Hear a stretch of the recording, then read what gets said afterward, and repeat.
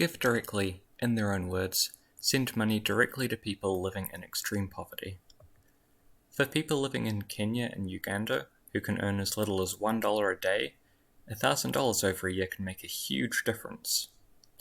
How do they spend the money? Normally, they spend it on immediate necessities, like food and medical expenses. But it's also more long-term spending, like home improvements, assets, and investments. It's worth mentioning that there doesn't seem to be any increase in spending on alcohol or tobacco. GiveDirectly collaborate with third-party researchers to measure the impacts of these cash transfers. This research can compare different households and villages where some were given money and others weren't. Perhaps these methods aren't perfect, but over a year there are some key points that can be tracked. The hours an adult is working, or the number of days children are in school. The difference in housing can be observed via new roofs or even new buildings.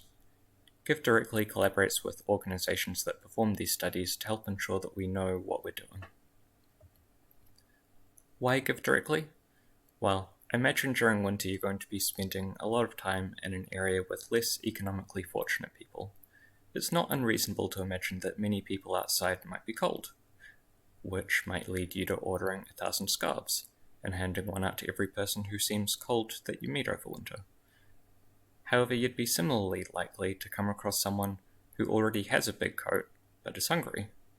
You could not give them a scarf, or you could give them one anyway, but they can't really eat scarves, so what if you bought scarves and apples? Sooner or later you'll run into someone who doesn't need either a scarf or an apple. Maybe they'll need a pair of shoes or an umbrella, or any of the household items that we take for granted.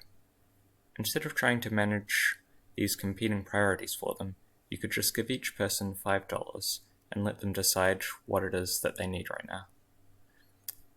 This is one way to imagine how GiveDirectly works, not assuming what everyone may need in order to ensure that they can all benefit. Let's help the poor help themselves. Vote GiveDirectly.